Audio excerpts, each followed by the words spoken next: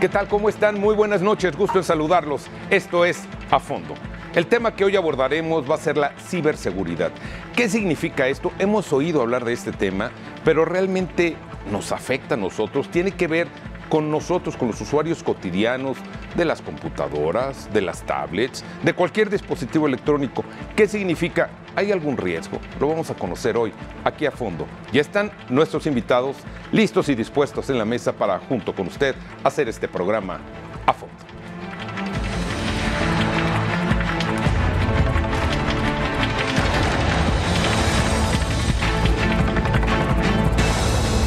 A fondo, con Eduardo Campos.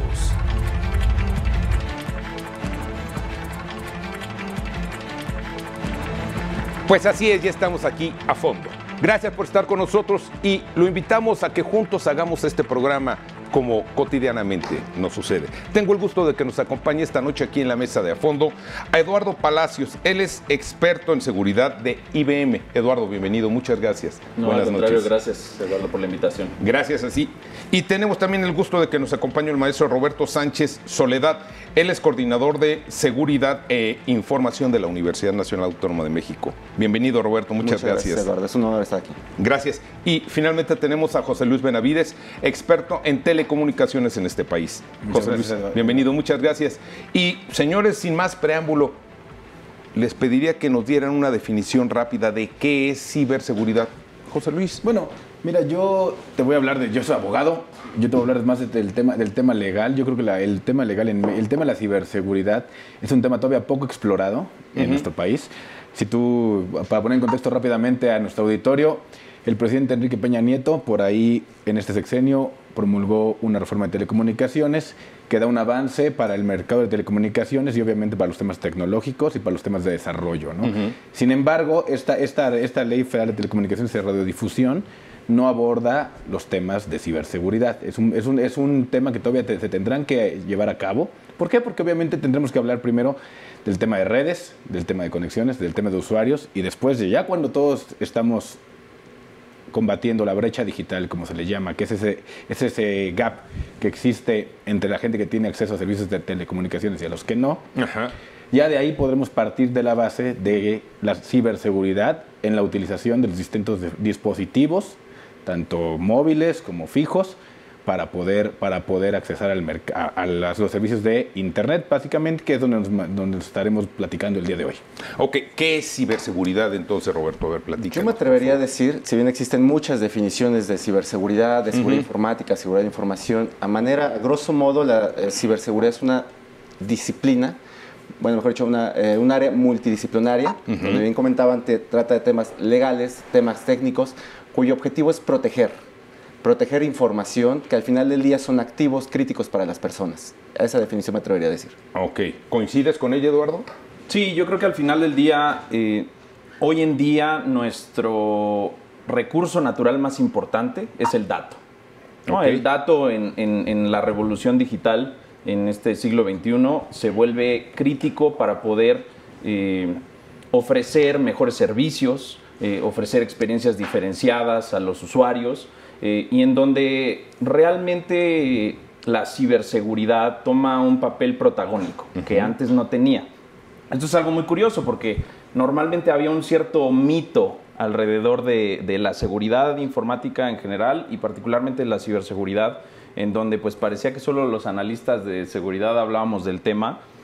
Hoy en día, con la democratización de la información, es muy común ver en redes sociales, en los mismos medios, que se habla de ciberseguridad porque los ataques, como el que vimos a principio de año con un WannaCry, se vuelven virales, ¿no? Y entonces ya tienes hasta a tu abuelita preguntándote, oye, ¿y de qué va esto, no? Entonces, la ciberseguridad se ha puesto en foco, se ha puesto en el ojo del huracán y por lo tanto es más pertinente que nunca hablar del tema.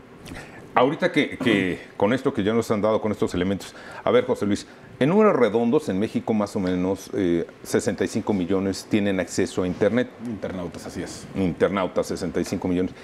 Hay 65 millones que son potencialmente afectados o pueden ser potencialmente afectados. Sí, no, porque, bueno, Tendremos que explicar que esos 65 millones habría que analizar cuántos tienen un teléfono, un segundo teléfono y hasta un tercer teléfono. Entonces ahí podríamos bajar el segmento poblacional. Sin embargo, el tema de la ciberseguridad, desde mi punto de vista como abogado, tiene dos vertientes.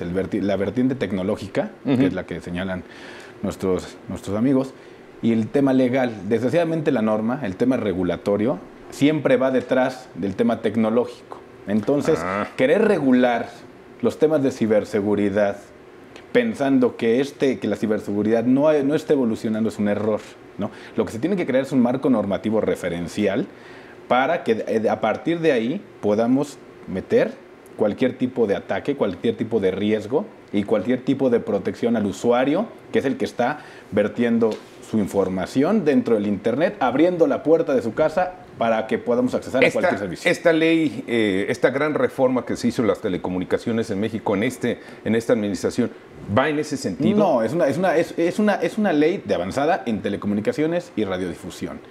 El tema de tecnologías de la información no está contemplado en la misma por cuestiones meramente técnico-jurídicas, pero sin embargo, hoy que vivimos en un ámbito convergente tecnológicamente hablando, me parece a mí que debe incluirse o al menos debe regularse de manera mucho más profunda para poder vincular a la tecnología tanto en telecomunicaciones, radiodifusión y servicios tecnológicos. ¿Por qué? Porque hoy en un aparato móvil tenemos todos los servicios, desde streaming, televisión, todo está ahí. Entonces es absurdo que la normatividad esté separada. Es la universidad, cuando entra un usuario, un alumno de la Universidad Nacional, a la red abierta que tiene la universidad, o bueno, ya con los passwords, los candados de los cuales muchos de los alumnos tienen acceso para poder ingresar, ¿es potencialmente peligroso? Entonces, ¿se pone en riesgo la universidad, la información que tiene la universidad? Yo creo que realmente en el momento que cualquier usuario acceda a Internet sin el conocimiento o sin las habilidades netamente básicas de cómo navegar en sitios protegidos, podría ponerse en riesgo. Ahora bien, no necesariamente. O sea, si bien trata mucho que ver con los usos y costumbres que tengamos como usuarios, también hay otras vulnerabilidades técnicas. Por ejemplo, ya comentaba en el caso de WannaCry. Realmente WannaCry no dependía, o el impacto mediático de WannaCry no dependía del usuario, sino era un malware que se autorreplicaba y explotaba una vulnerabilidad. Entonces, en el momento, si tu computadora era vulnerable y estabas en una red que se estaba propagando este malware, podía afectarse tu información. Más allá de que te conectes y estés en una red y en ese momento se ponga en riesgo la información, depende mucho de usos y costumbres y de las vulnerabilidades que tú tengas en tu computadora. A ver, mejor vamos a tratar de reorientar esto porque ustedes técnicos manejan perfectamente la información, pero nuestro auditorio en casa no necesariamente está entendiendo lo que ustedes nos están diciendo. ¿Qué pasa? Yo estoy en mi trabajo, en la empresa X, y yo prendo mi computadora en mi empresa. Estoy trabajando, estoy a lo mejor conectado con otras personas de la empresa. Perfecto, y tenemos compartida nuestra información. Ahí no existe ningún riesgo, ¿verdad? ¿O sí? Al contrario. Yo te diría, bueno, es cierto que hay que dividir el tema entre el uso personal y el corporativo. El corporativo es un tema un poco distinto, ¿sí? Porque en el corporativo, ahí de entrada, si bien tú traes a tu empresa una cierta cultura de seguridad y un cierto conocimiento básico, también es cierto que la empresa en sí misma tiene su propia cultura, o debería tener su propia cultura organizacional, ¿no? En donde se establezcan, así como se establece normatividad en términos macro, en cada organización se establecen procesos, se establecen controles de seguridad que buscan, yo siempre lo digo, hay que proteger al usuario a pesar del usuario.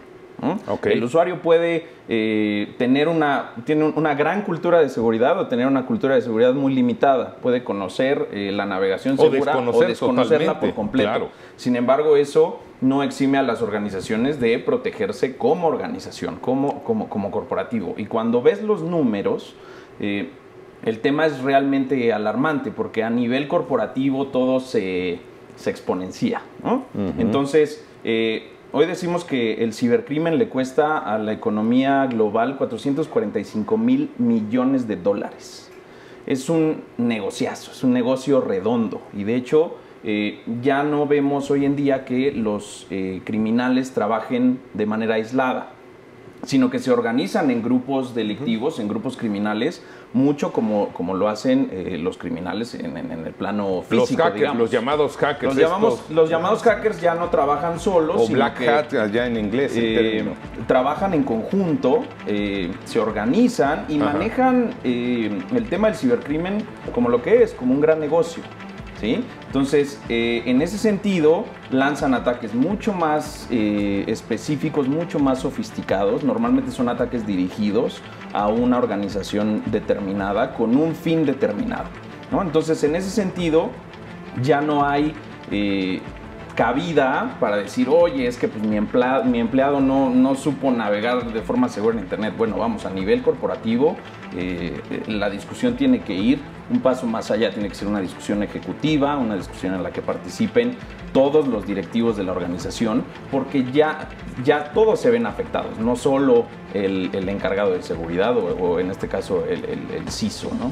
Aparte, perdón que me interrumpa, sí es importante comentar la evolución que ha tenido todo esto. O sea, anteriormente comenzábamos viendo virus muy simpáticos, incluso te caían las letras cuando estabas tecleando, hasta te daban risa ese tipo de virus, ¿no? Y después comenzamos a ver que se alentaban las computadoras, algo hacían. Ya ha evolucionado esto a que hemos visto la parte de secuestro de información al principio de este año y desde el año pasado, hace un par de años, ha ido evolucionando toda esta parte del ransomware, que así es el nombre con el que se conoce el secuestro de información. Hasta hoy en día, que lo que hemos observado mucho es el minado de criptomonedas. Ya, como comentan, la evolución de todo este crimen organizado que se ha ido surgiendo, al final del día el objetivo es generar recursos económicos. Entonces, ya lo que hemos observado mucho es infectan computadoras, se apoderan de ellas y empiezan a ejecutar programas que lo que te hacen es generan criptomonedas tipo bitcoins. ¿Qué es minar monedas? Básicamente es a través de algoritmos o procesamiento de la computadora van generando estas criptomonedas que luego tú puedes cambiarlas financieramente por otra divisa. Entonces, hemos visto toda esta evolución, no sabemos qué vaya a suceder el día de mañana. Evidentemente tenemos todo un marco regulatorio que para mí creo que es un gran reto. O sea, todo esto surge día a día. Entonces, lamentablemente las leyes, no solo en nuestro país, sino en cualquier parte del mundo, tardan. Y es bastante complicado a veces llegar a pasar todo ese proceso legislativo para poder establecer un marco normativo. Entonces, esto va avanzando día con día. Hoy lo llamamos ransomware, antes lo llamábamos phishing, no sé cómo lo vayamos a llamar mañana. Por lo pronto vamos a una pausa y regresamos aquí para seguir hablando de la ciberseguridad. ¿Qué significa cada vez que nosotros abrimos la computadora y no necesariamente sabemos lo que estamos haciendo, quién está atrás o quién nos está espiando? Regresamos.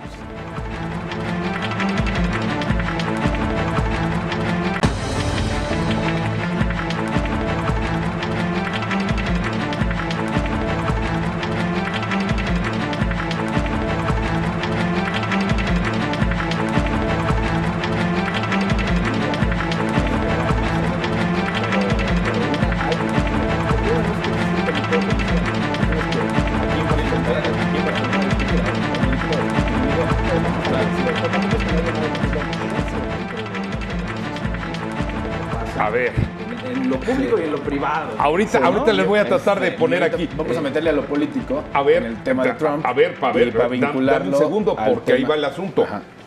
Ahorita me decía José Luis en el corte, un ejemplo de de la gravedad que podríamos tener o de repente de la situación en la cual de indefensión nos encontramos es algo grave. ¿De qué me hablabas, José Luis? Pues, ¿Quién no tiene esa? Hoy no existe en la Cámara de Diputados un comité. En la Cámara de Diputados federal de este país. No existe un comité específico de temas de ciberseguridad. Y operadores reales, porque No, a lo mejor el comité está establecido. Existe alguna comisión de tecnología, alguna comisión de este tipo de cosas, pero al final del día necesitamos expertos. ¿Y no están ahí? No, los diputados no son expertos en ciberseguridad, los señores son expertos en ciberseguridad. Un diputado, por todos los temas que maneja, tendrá muchos asesores, pero los temas son tan técnicos que ¿cómo vas a poder plasmar algo tan técnico que está en constante evolución en un papel, en una norma, que dentro de los próximos 5 años puede dejar de estar, puede ser totalmente obsoleta, ¿no? Porque, como ellos han dicho, hace 20 años los virus tenían cierta gracia y hoy tienen una función específica en lo privado, en el tema corporativo, en lo político. Ya lo vimos, las quejas que ha habido con el tema del impeachment de Trump, que están intentando en Estados Unidos por la vinculación de los rusos a la elección de Estados Unidos. Y por ahí varios expertos, amigos míos, sobre temas de telecomunicaciones están previendo, ya se le informó al Instituto Nacional Electoral, al INE, que existen riesgos graves de que exista un ataque masivo por parte de Rusia en las próximas elecciones del 2018. Eso es claro y eso es evidente. Y ahora, otro dato. ¿Tú has escuchado, más allá de las peroratas políticas del frente, de los diferentes partidos, algún partido que diga, nosotros estamos trabajando en la ciberseguridad de nuestras plataformas? ¿O el INE? No, bueno, si los problemas los tenemos ahorita con la aplicación. Claro. Y más, recientemente, esta semana se acaba de aprobar que ya van a poder los candidatos independientes, ya no ser solamente ellos los que recojan la información a través de sus teléfonos, sino que ahora ya cualquier persona tiene posibilidad de entrar a esa aplicación y con algunos datos que ya 7 pasos están dando algunos candidatos independientes de cómo ingresar, pues entonces es factible que por ahí pueda entrar uno de estos hackers, alguna de estas personas, a la red del Instituto Nacional Electoral. Perdón que te interrumpa. Adelante. Yo lo que veo factible con esto que mencionas no es un hacker, es sencillamente con alguien que contraten los propios candidatos independientes, van a potencializar la firma de los seguidores o de la gente que los va a apoyar. Es lo único que van a lograr. Para eso quieren que se abra. No me dejarán mentir los señores, que a fin de cuentas existen los métodos tecnológicos y técnicos para poder replicar millones de firmas si hay un deseo de que entren y hacerlos ver como cualquier persona, Teniendo las bases de datos pueden trabajarlo. Y vas a ver cómo van a lograr sus firmas en una semana o en 15 días lo que no lograron en mes y medio. Caray, sin palabras con lo que estás diciendo, José Luis, realmente el riesgo que implica todo esto.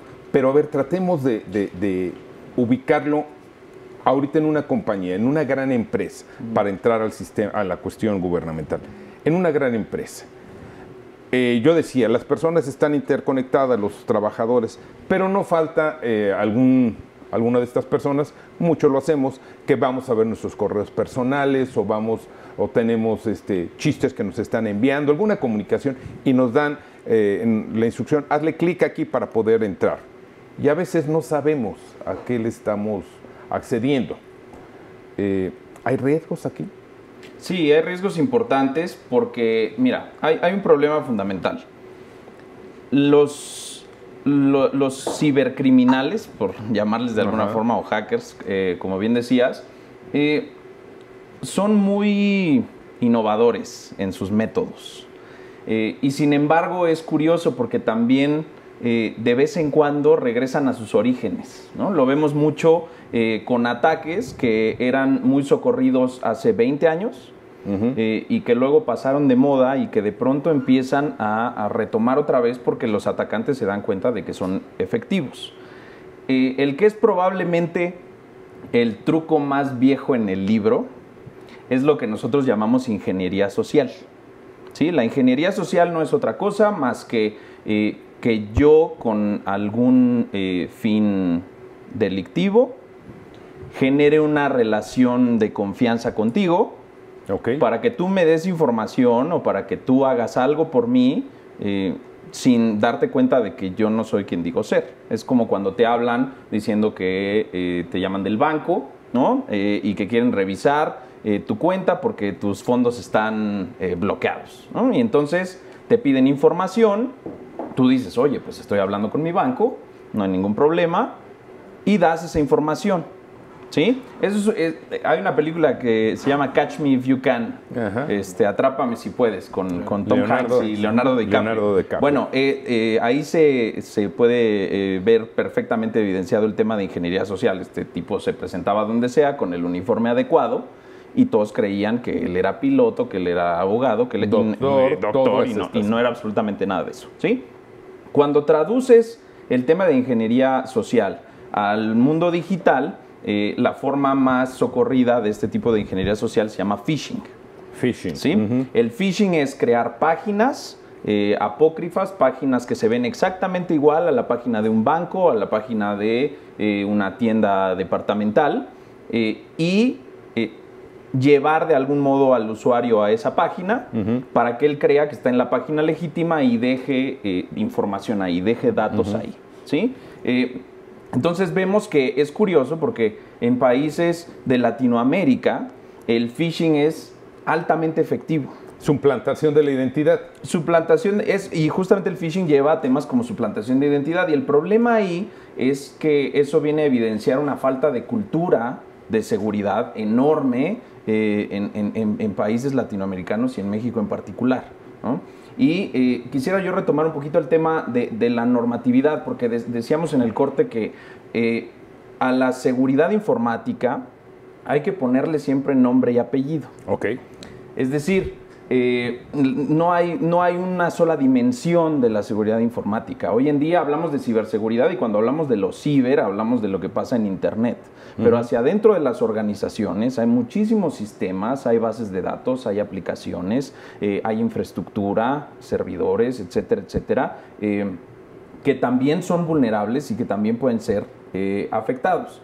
Y en ese sentido, hoy en día se viene a acrecentar el riesgo por las nuevas megatendencias o las nuevas tecnologías disruptivas que estamos viendo en el día a día, como son los móviles, como es el uso de plataformas en la nube, como es el Internet of Things, cosas no tradicionales que ahora están conectadas a la red, como una lavadora, como un refrigerador, el refrigerador que ya pide el súper solito, ¿no? Ese tipo de cosas.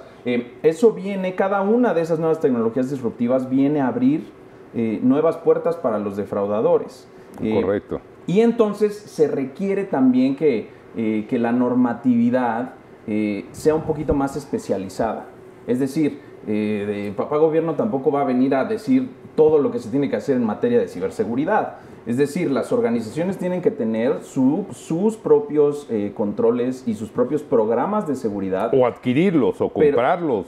Por supuesto. Y también es cierto que hay normatividad mucho más especializada por industria. Cada industria tiene sus propios retos. Por ejemplo, la industria financiera, que está regulada por... que es una de las más apetecibles para los hackers. Uy, se regodean con la industria financiera, y entonces una comisión como la CNBV, como la Comisión Nacional Bancaria de Valores, tiene sus propias normatividades para temas de ciberseguridad, por ejemplo, en el uso de banca electrónica. Y eso es algo muy específico que, si bien siempre viene un poco rezagado, sí es normatividad que está presente y a la que están sometidas todas las instituciones financieras. ¿Cómo estamos en México hablando de esto? ¿Estamos caminando por este mundo para protegernos medianamente de los ataques? Lo que puedo opinar es, sí hay mucha información, sí hay normativa, no estamos en ceros. O sea, hay gente que dice no hay nada. Yo creo que sí hay bastante. Evidentemente hace falta más. Ahorita ya comentaban que evidentemente se cuenta con normativa ya establecida que fuerza a los bancos a seguirla para cuestiones de transacciones en líneas. Hay estándares internacionales también, por ejemplo PCI, que es un estándar internacional para manejo de la información de tarjetas de crédito. Hay estándares como el ISO 27001, que básicamente es un estándar internacional para el manejo de la información y para proteger la información. Entonces, incluso a nivel gubernamental, en nivel gobierno, se obliga a las instituciones de gobierno a llevar a cabo, implementar algo que se conoce como MACTIXI. MACTIXI es un manual administrativo para las tecnologías de información y seguridad informática. Entonces, este manual obliga a las instituciones de gobierno a implementar buenas prácticas, así es como se le conocen, para el manejo y protección de infraestructura y seguridad de la información. Ok, entonces, ya en México estamos caminando, estamos por la ruta. Lo que nos faltaría, de alguna manera, entonces, es crear el marco legal que soporte el uso de Internet, de las redes sociales, del mundo digital. Esto parece ser que en el mundo no se ha avanzado por ahí, pero díganme ustedes. Es un poquito peligroso, es un detalle, complicado, complicado y no sé si realista. Y hieres muchas susceptibilidades. Sí. Empezando por la garantía de libertad de expresión y la libertad de navegar por donde a uno se le antoje, ¿no? Eso es algo que se viene discutiendo ya desde hace algún tiempo en Estados Unidos. Y que sí levanta ámpula, ¿no? Sí, pero lo cierto es que la seguridad en general no debe ser un inhibidor Es decir, no puede uno salir a la calle con miedo. Con miedo, claro. Con la misma, No. bajo esa misma lógica no puede uno salir a Internet a navegar con miedo, y las organizaciones no harían bien en Incrementar imponer o en alimentar ese miedo. Al contrario, lo que se tiene que hacer es que la seguridad sea un habilitador, ¿sí? Que tú puedas hacer lo que tú quieras con la seguridad, valga la redundancia, de que no vas a ser vulnerable. Sí. La seguridad tiene que garantizar ante todo la libertad, que es el valor más importante que tenemos en cualquier ámbito y en cualquier sentido. Correcto. Yo me atrevo a decir que es encontrar el balance perfecto entre la funcionalidad y la seguridad. Porque los que venimos de un mundo de la seguridad informática a veces tendemos a ser muy paranoicos. Ajá. Entonces, de nada te sirve que tengas un sistema, que tengas un programa, que tengas todo muy bien protegido si no te sirve, si no lo puedes utilizar. Entonces, es encontrar el balance. Una pausa. Regresamos.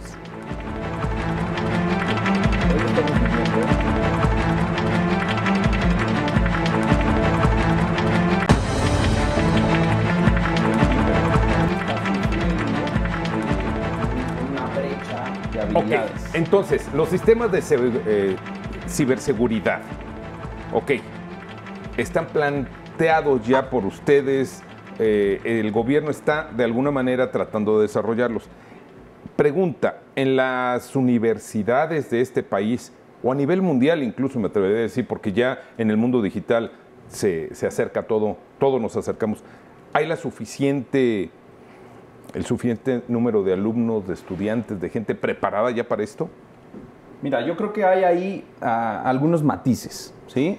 Porque, como decíamos, a la seguridad hay que ponerle nombre y apellido. Lo mismo sucede con las tecnologías de información, ¿no? Entonces, hay muchas carreras y muchos programas afines a temas de tecnologías de información en las diferentes universidades, pero los programas, si uno se pone a verlos, contemplan la seguridad de manera muy marginal. ¿Sí? 1 o 2 materias a lo más, ¿no? Ya dice Roberto, bueno, una. Sí, la verdad es que es muy limitado, ¿sí? Y entonces, lo que decíamos, incluso los especialistas en tecnologías de información no necesariamente se interesan en temas de seguridad. Y eso está dejando ahí una brecha de expertise, una brecha de habilidades muy grande en el mercado. El mercado está demandando profesionistas de seguridad y no los está encontrando. Más de 200,000 vacantes de seguridad, de profesionistas de seguridad en el mundo no se pueden llenar al día de hoy. Y ese número va a llegar hasta 1.5 millones en el 2020. Entonces hay una necesidad importante de crear conciencia, de evangelizar un poco con estos temas de seguridad. Pero entonces, lo que decían, no puede tampoco el gobierno estar impulsando o generando situaciones en las cuales ten cuidado cuando entras a Internet, vayas una paranoia, válgase. ¿Qué hacer entonces, Roberto? ¿Por dónde dirigirse las grandes empresas, los corporativos, el gobierno mismo? ¿Hacia dónde? ¿Cómo protegerse? Yo creo que es un tema cultural, es de concientización, pero a lo mejor estamos tomando el camino equivocado, es mi perspectiva. Nos hemos enfocado mucho, las personas que nos encontramos en el mundo de la seguridad, a concientizar a otras personas.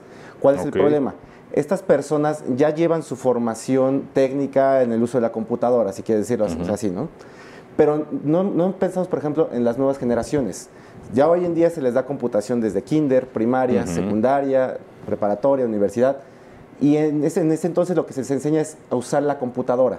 Correcto. Pero yo creo que deberíamos tomar una formación, al menos de forma lateral, de enseñar a nuestros hijos a protegerse, cómo navegar en el mundo de las tecnologías. Porque si bien hoy en día ya es común ver a los papás que les entregan el iPad al niño y ve videos en YouTube, abre tu cuenta de Facebook, pero no estamos concientizando a esas nuevas generaciones. Yo creo que si trabajamos más de la mano con la forma de enseñanza desde un nivel más preescolar o nivel básico, podemos llegar a tener algún éxito. José Luis, aquí el tema sería información. Claro, la información es básica, la información es poder y el contenido es lo que rige la red. Pero yo a complementar el comentario, yo te voy a decir algo. Yo creo que nos estamos equivocando en las políticas públicas. Ah, caray. En las políticas públicas del país, por cómo está transmitiendo el mensaje. Hoy, si tú te fijas, todavía en México vivimos en dos mundos, en el mundo real, por decirlo de alguna manera, y el mundo digital, virtual, lo que me quieras llamar, ¿no? Yo invito al auditorio, a todos los que nos están viendo, que nos digan cuántos mensajes han mandado el día de hoy, cuántas veces se metieron a sus redes sociales, para hacerles entender que no existen dos mundos separados, es un solo mundo correlacionado entre lo digital y lo real. Okay. Y esa es tu vida, ¿no? Esa es tu vida real, ¿no? Y desde ese punto, tú mandas un WhatsApp a tu esposa, a tu novia, para decirle que vas a llegar tarde, o subes un post en tu Facebook, o entras al banco y haces el pago del teléfono. Entonces, hay una correlación de 24/7 entre el mundo digital y el mundo real. Y eso es lo que no ha comunicado el gobierno. El gobierno sigue separando las cosas y te lo puedo decir porque a lo que yo me dedico, que es plantear cuestiones de campañas electorales, todo el relacionamiento con el gobierno. Los políticos creen que el mundo digital es subir una foto entregando una despensa y no entienden que el contenido es lo que va a regir su éxito o no y su reconocimiento o no dentro de las redes, que al final los va a regresar para que puedan acceder a un voto favorable y a ganar alguna elección en su caso. Y es lo que no estamos haciendo. Bueno, pero déjame decirte una cosa porque va un poco más allá. No solo es la clase política, no solo es el gobierno. Empresas. A ver, en general, a mí me parece que hay falta hacer énfasis en una percepción de valor que se tiene sobre todo lo digital. Es decir, ¿tú dejarías tu cartera desatendida aquí en el foro 2 días seguidos sin revisarla? No, porque sabes que tu cartera tiene un cierto valor intrínseco por lo que contiene, ¿cierto? En el mundo digital eso se nos escapa un poco más, no es tan inmediato, no es tan tangible. Entonces hay veces que la gente no tiene esta noción de lo que vale un password, de lo que vale su OTP para entrar a su banco, de lo que vale un correo que puedan mandar, ya sea desde su correo corporativo o desde su correo personal, ¿sí? Entonces falta concientizar más a la gente sobre la línea casi inexistente que hay entre lo real, porque llamarle real es la palabra incorrecta, y lo digital. Es decir, no hay distinción. Lo digital hoy en día es tan o más importante que lo que está. Bien lo dice José Luis, tangible. estamos todo el día metidos haciendo alguna cuestión digital de trabajo, de diversión, de pagos, de servicios. Estamos ahí adentro ya, todo el día.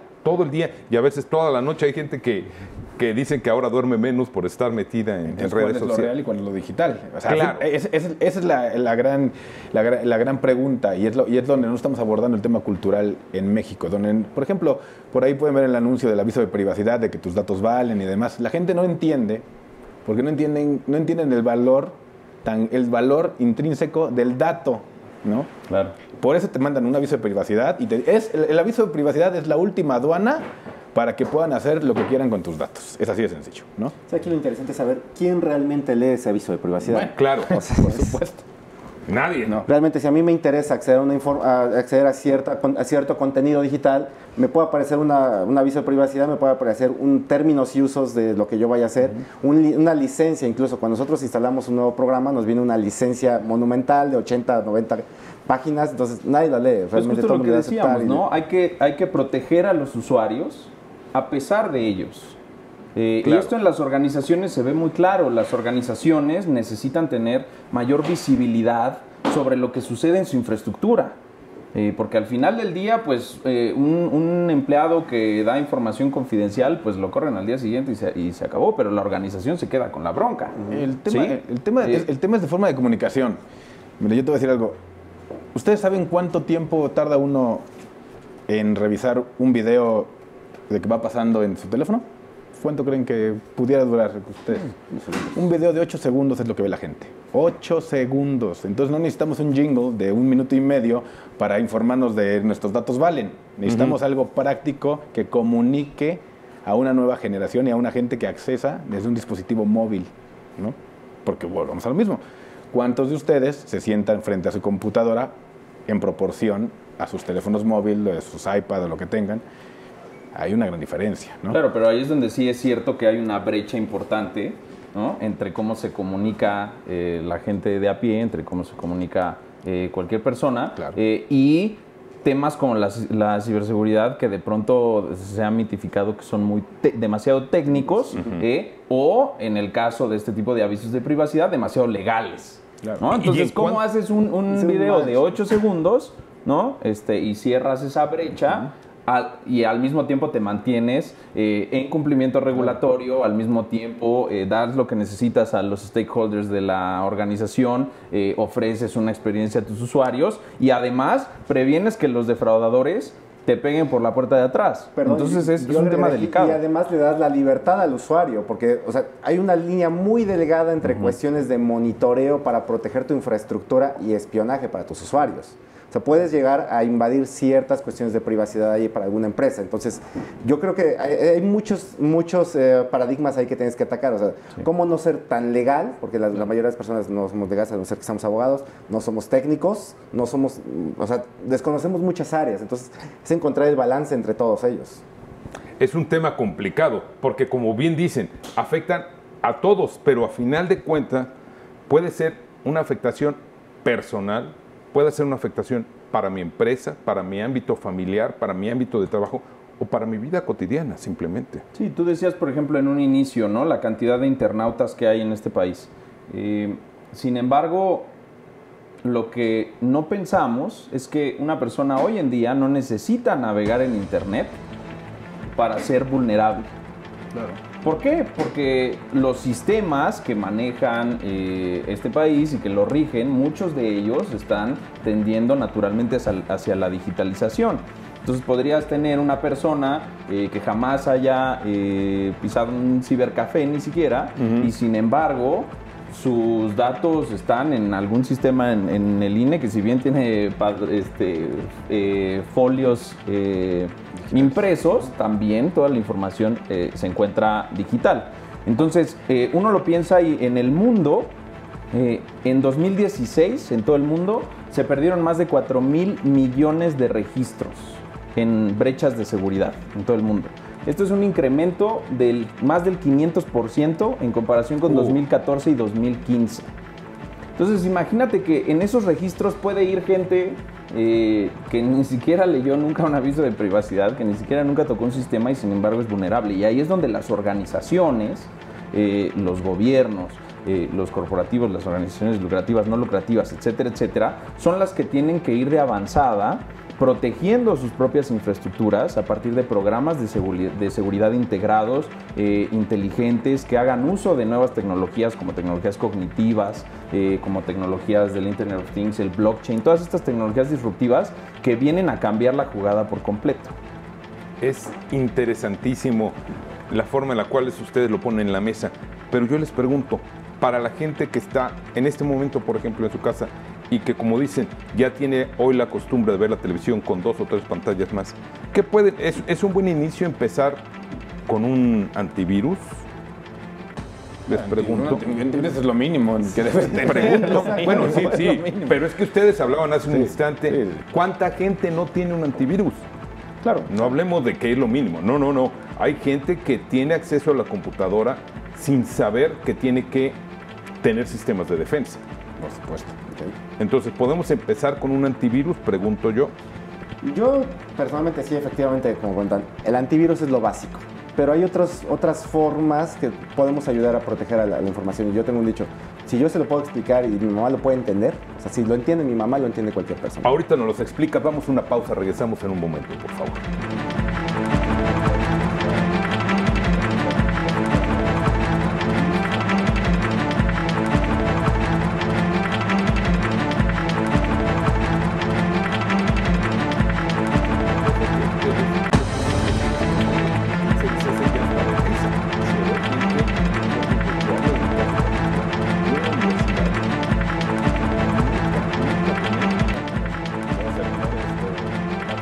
Bueno, a ver, señores, vamos a tratar de concluir en lo posible con este tema.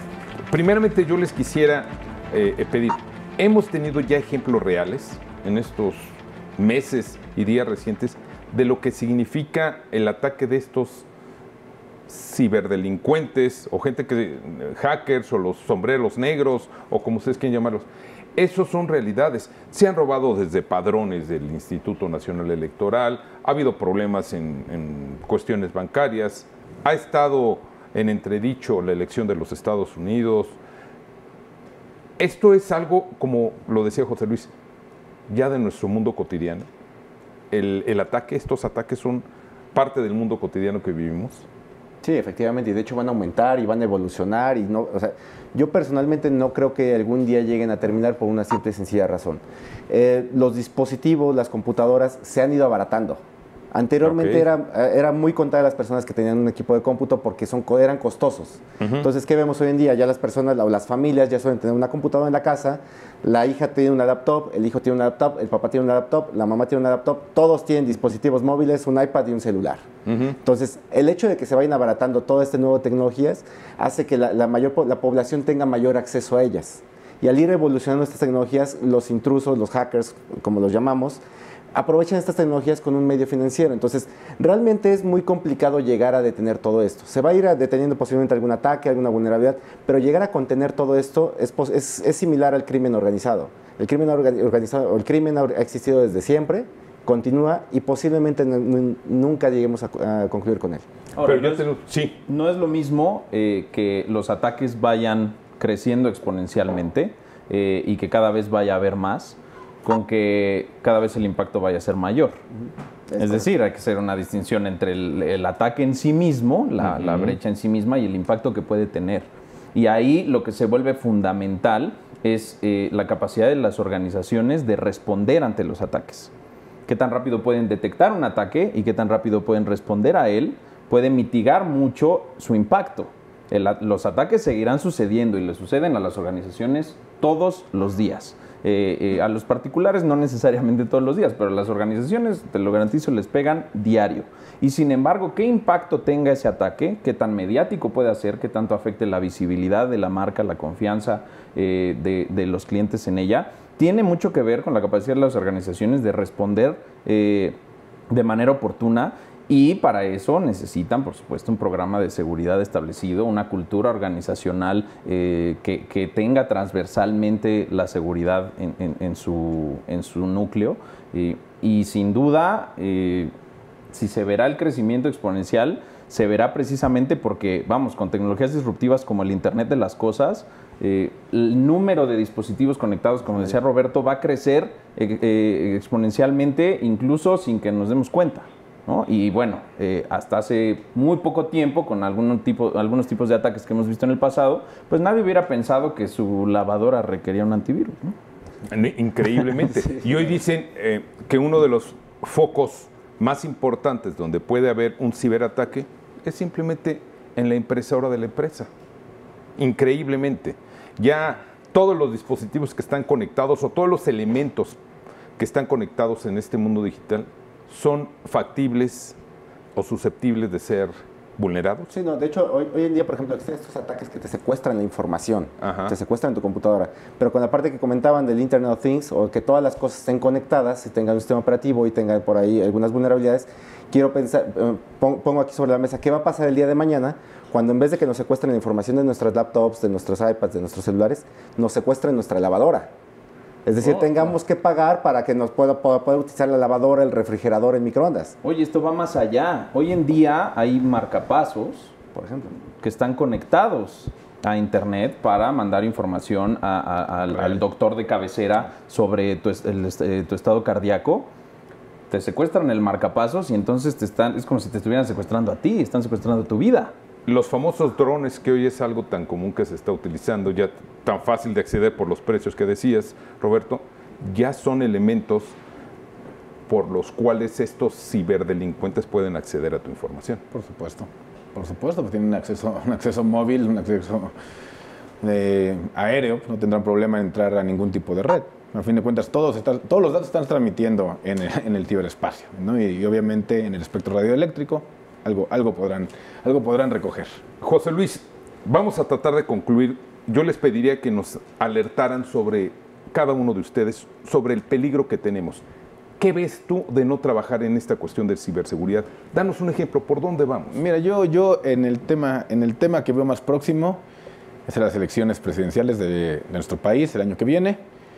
Seguramente veremos muchos ataques a los distintos candidatos presidenciales, tanto que bajen sus páginas, que los ataquen, que posteen información falsa. Que les hackearon la página, muy socorrido. Va a haber mucho ataque de eso.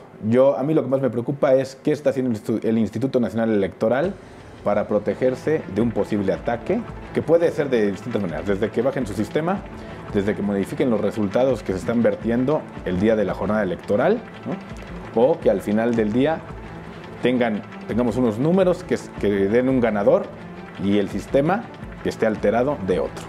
Podemos llegar a eso.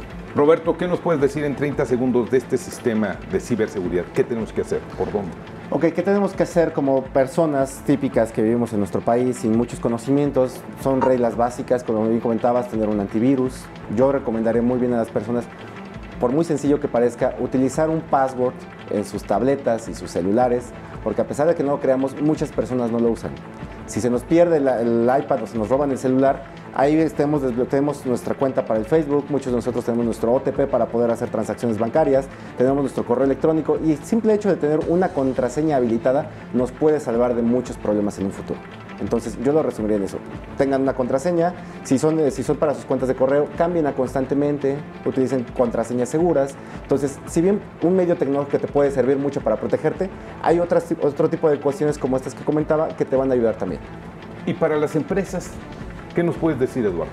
Mira, 30 segundos tenemos. Para las empresas se requiere establecer programas de seguridad que permitan a los equipos de seguridad de las organizaciones habilitar la transformación digital por la que están pasando todas las organizaciones, la adopción de nuevas tecnologías, el cambio en los modelos de negocio, ¿sí? Y la seguridad tiene que ser un habilitador para estos procesos a partir de programas de seguridad integrados que tengan alta visibilidad sobre lo que sucede en la infraestructura, que puedan reducir los tiempos de respuesta y que puedan hacer uso de tecnologías disruptivas para ayudar al analista en su trabajo. Y si me permites, a título personal quisiera también retomar un poco lo que decía Roberto y decir Sí, que porque ya nos vamos. algo crítico, valga la redundancia, es el pensamiento crítico.